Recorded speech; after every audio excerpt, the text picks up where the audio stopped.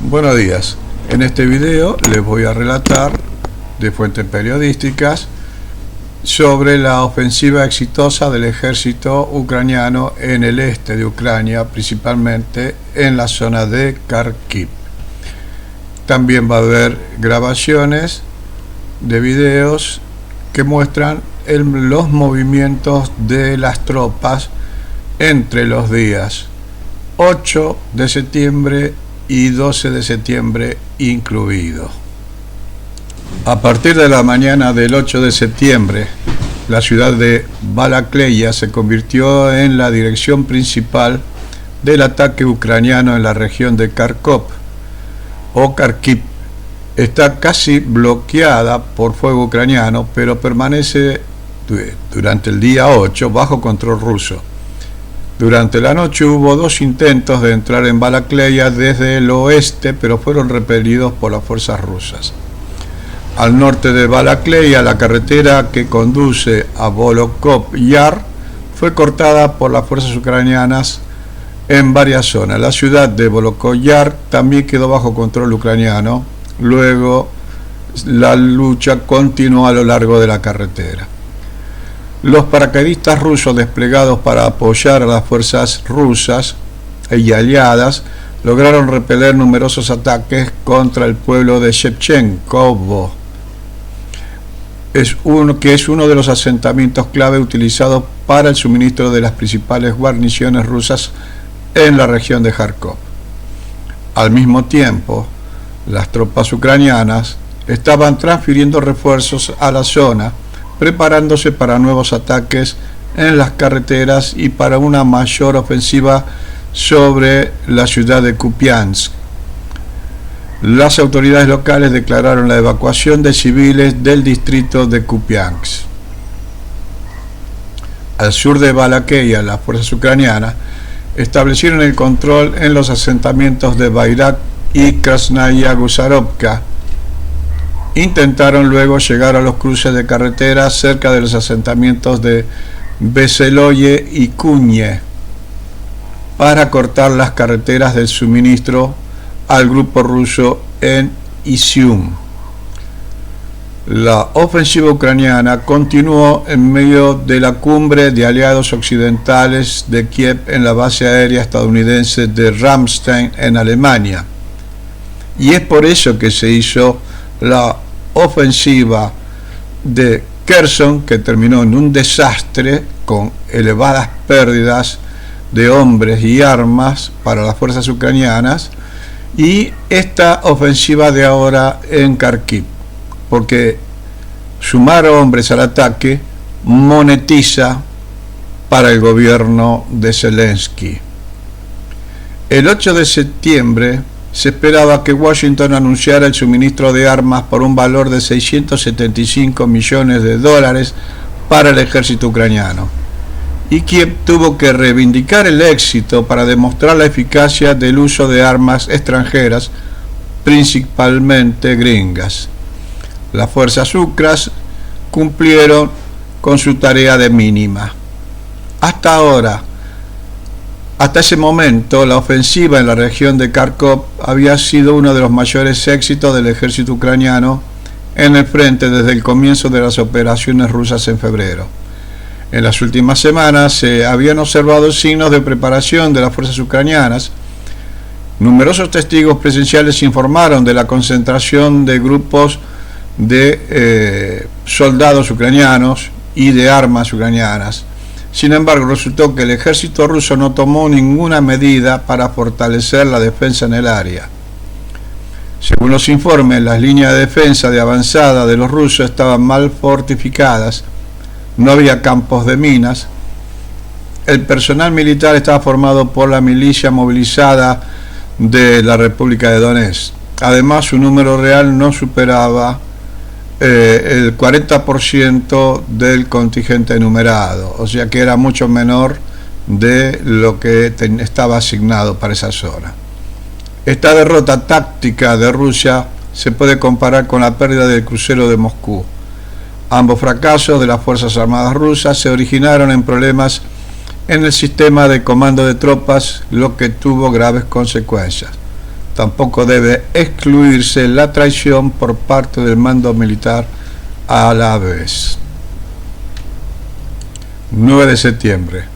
Las fuerzas rusas se retiran preparándose para la batalla de Kupiansk. Tras el fracaso de la ofensiva en el frente de Kherson, las fuerzas ucranianas lograron un éxito significativo en la región de Kharkiv, mientras que las operaciones militares en las estepas del sur de Ucrania provocaron grandes pérdidas. En las regiones orientales, las fuerzas ucranianas que avanzaban pueden esconderse de los aviones rusos en los bosques y utilizar el terreno para desarrollar operaciones ofensivas. Así, en la mañana del 9 de septiembre, las fuerzas ucranianas lograron penetrar profundamente en las defensas enemigas. El 8 de septiembre, el Estado Mayor General de las Fuerzas Armadas de Ucrania reconoció por primera vez la ofensiva en la región de Kharkiv. El ejército ucraniano no anunció el control de la ciudad de Balakleya, pero fue declarado por el presidente Zelensky. Fuentes locales informan que las unidades rusas lograron brindar un corredor seguro para la retirada de la agrupación que desde hacía 3 días combatía en la ciudad. Hasta la fecha, la pérdida de Balakleya es la mayor derrota del ejército ruso en el este de Ucrania. Los medios ucranianos celebran la victoria. Al mismo tiempo, en las redes sociales, los medios controlados por Kiev ya están difundiendo llamados a los residentes locales para que brinden cualquier información sobre los civiles que hayan cooperado con el ejército ruso y o hayan recibido pasaportes rusos. Los nacionalistas ucranianos son conocidos por sus brutales represalias contra la población prorrusa. Al norte de Balakleya, tras la captura de Volokov Yar, los militares ucranianos enviaron parte de las fuerzas para bloquear Shevchenkovo y continuar la ofensiva a lo largo de la carretera hasta Kupiansk, a la orilla del río. Y los grupos de asalto ucranianos que ya habían llegado a aldeas cercanas a la ciudad, al suroeste de Kupiansk, Besmiatesnoe y Spodobovka, quedaron bajo control ucraniano. Otro grupo de fuerzas ucranianas corrió hacia el este y llegó al pueblo de Senkovo, en la margen derecha del río Oskol. Hay un puente que es de importancia estratégica para los suministros militares rusos a la agrupación en la ciudad de Izium. En definitiva, salieron 3 grupos que se direccionaron hacia 3 localidades en las cuales habían puentes que cruzaban el río Oskol. Al sur de Balakleya, las fuerzas ucranianas intentaron avanzar hacia Veseloy y Kunye, pero se vieron frenadas cerca de Salimán. Parte de la agrupación ucraniana está involucrada para desviar la atención de los militares rusos de las direcciones principales de ataque. Una ofensiva local comenzó cerca de Kopanki, al suroeste de la ciudad de Izium. En la ofensiva, las Fuerzas Armadas ucranianas utilizaron una gran cantidad de equipos militares estadounidenses, turcos, franceses, británicos y de otros países.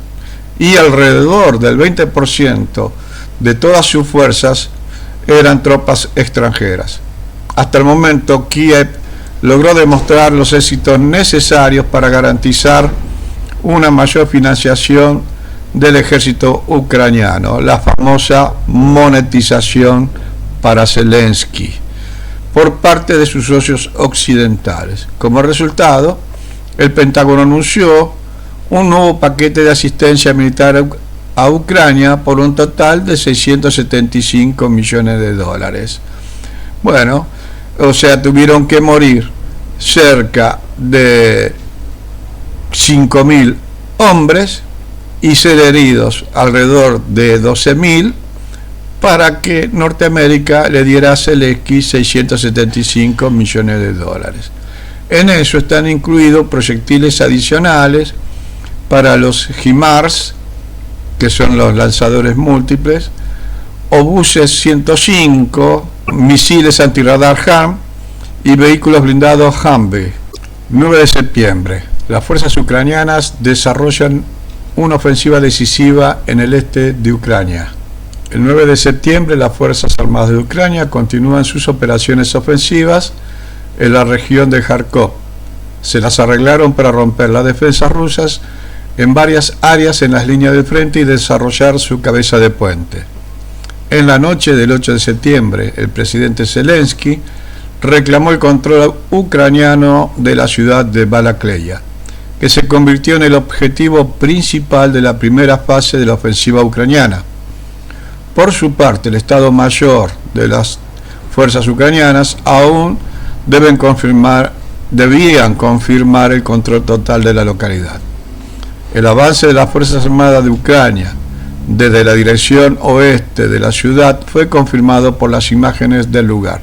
La agrupación rusa estuvo ocupando las posiciones en la ciudad durante más de 3 días, bloqueadas por el fuego de artillería ucraniano. A última hora del 7 de septiembre se informó que las fuerzas rusas adicionales lograron irrumpir en la ciudad y asegurar la evacuación de los heridos y de las tropas. A la última hora del 8 de septiembre, varias fuentes rusas confirmaron que abandonaron sus posiciones en Balakleya después de que se asegurara el camino para la retirada.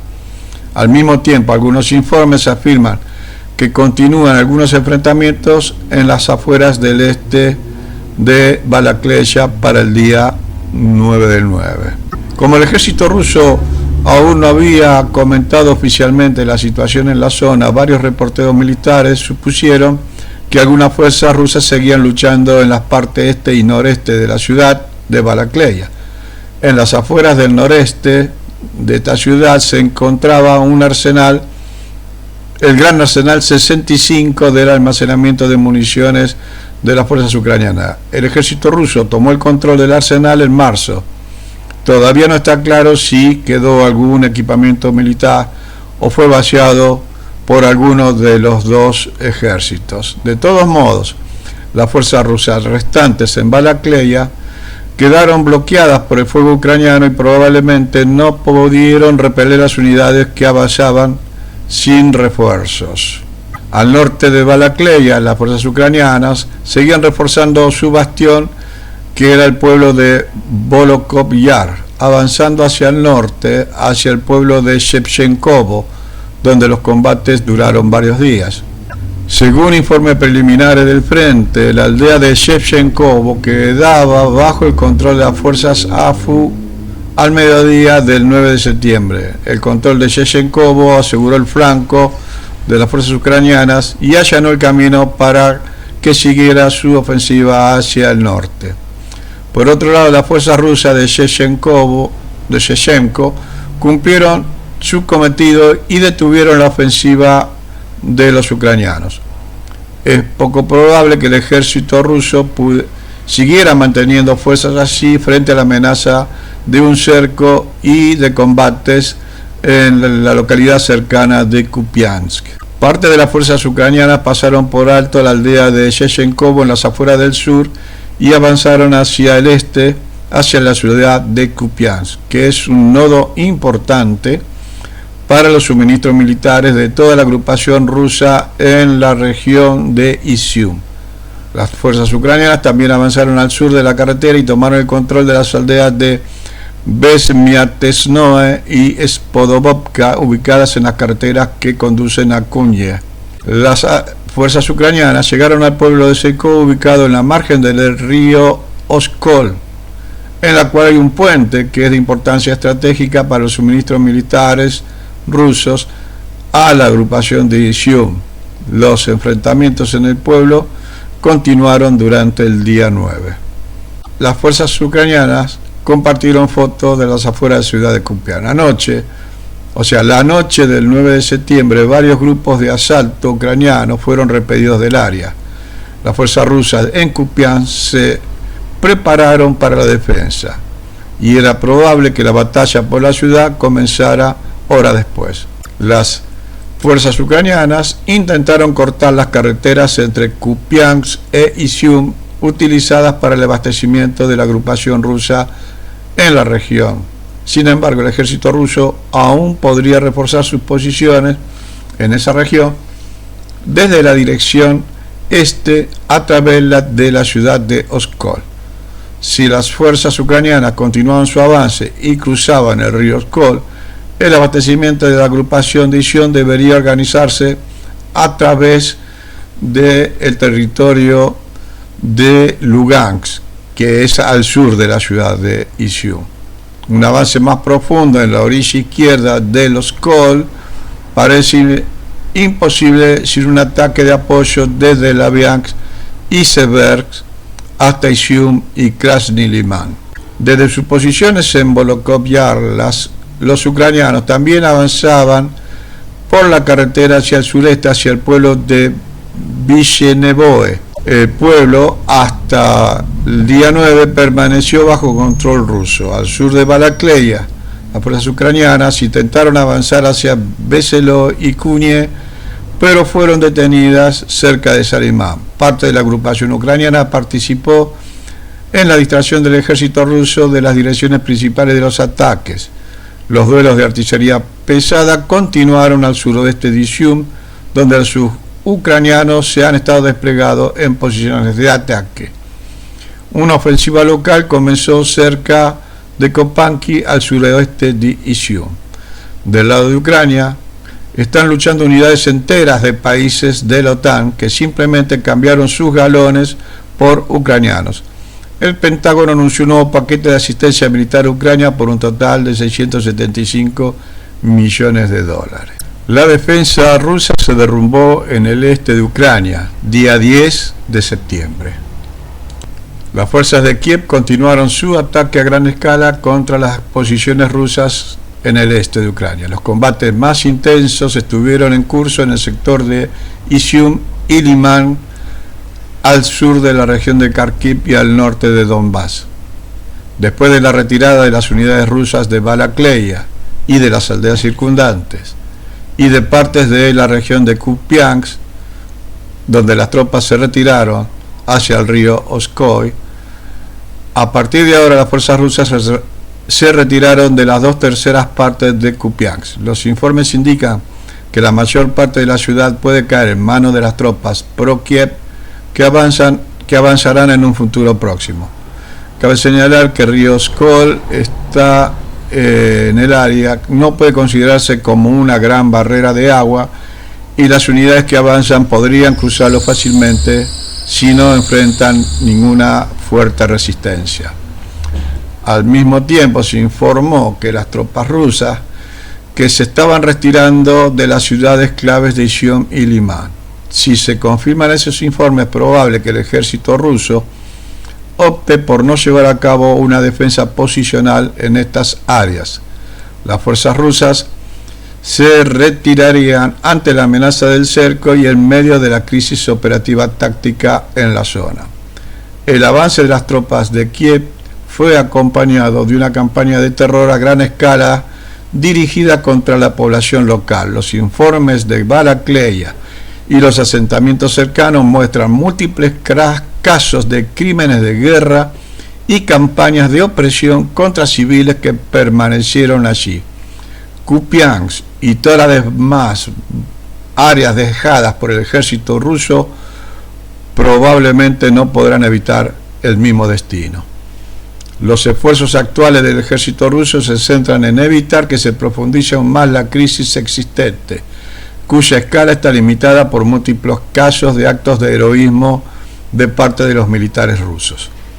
Resumiendo los acontecimientos de los últimos días, las fuerzas de Kiev ya lograron una victoria para el día 10 a escala operativa y capturaron la iniciativa estratégica en el conflicto en medio de la postura indecisa y de los actos del libre albedrío de los líderes rusos. Además, su avance continúa y el ejército ruso no ha estabilizado aún la línea de frente hasta el día 10. La rápida retirada de las unidades de las Fuerzas Armadas rusas en el sector de Izium demostró una profunda crisis sistémica del mando político-militar. El silencio de la dirección política-militar de Rusia ante la profunda crisis en el este de Ucrania puede llevar a la pérdida de confianza en la dirección de al menos una parte de los ciudadanos. Si el Kremlin no toma medidas importantes y radicales para reformar el sistema de mando existente y eliminar a los disruptores peligrosos dentro de él, entonces una derrota militar, al menos en cierta escala, de Rusia se convertirá en un resultado probable de la campaña militar en el este de Ucrania. Actualmente, o sea, para el día 10, las Fuerzas Armadas rusas en la parte sur de la región de Kharkiv y en el norte de Donbass se balancean al borde de la derrota, lo que es impedido por el heroísmo sin precedente de los soldados rusos. Filtraciones de la región de Kharkiv. Las fuerzas ucranianas inician la anarquía del ejército. Los últimos días ha habido serias acciones ofensivas tomadas por los ucranianos en Kharkiv. Literalmente, el ejército ucraniano lanzó todas sus fuerzas para expulsar a las posiciones rusas. Las ofensivas masivas en las cercanías de Kupiansk y Balakleya condujeron a la captura real de estas ciudades. Al mismo tiempo, la situación no puede llamarse el éxito total de los ucranianos. Parece más un fracaso del ejército ruso. Ahora, ¿qué pasará con la población local de las ciudades rechazadas por los ucranianos? La situación en Bucha e Irpin está más cerca que nunca de repetirse. Los canales locales de Telegram de Ucrania informan que ha comenzado una cacería de colaboradores.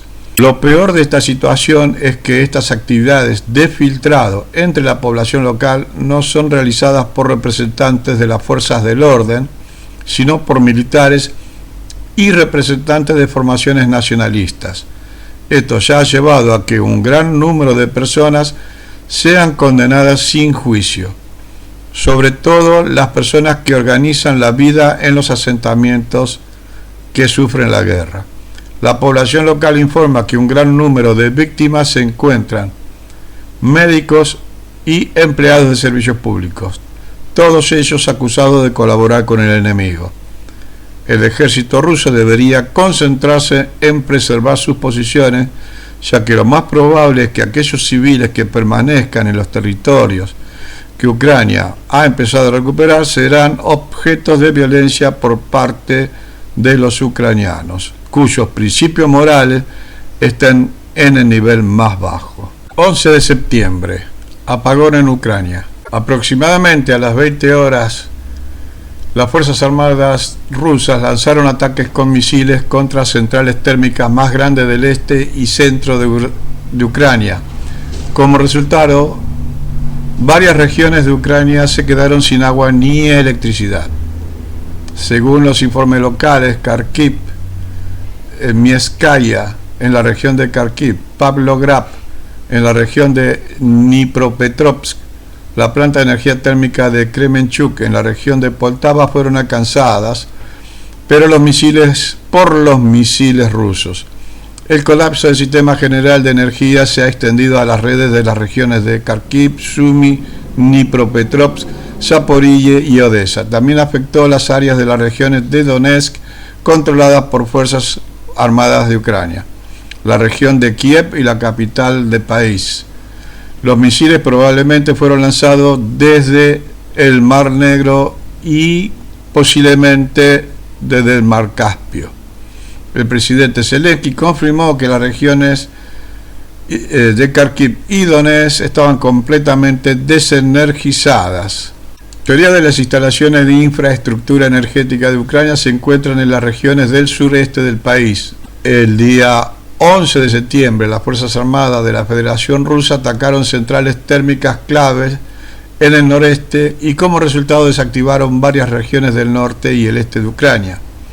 El sistema eléctrico de Ucrania falló y como resultado del desequilibrio del sistema eléctrico, las plantas de energía nuclear de Yuzhno-Ukrainskaya y Melnitsky comenzaron a apagar las unidades de energía debido a la falta de posibilidad de transferir la electricidad generada hacia la red.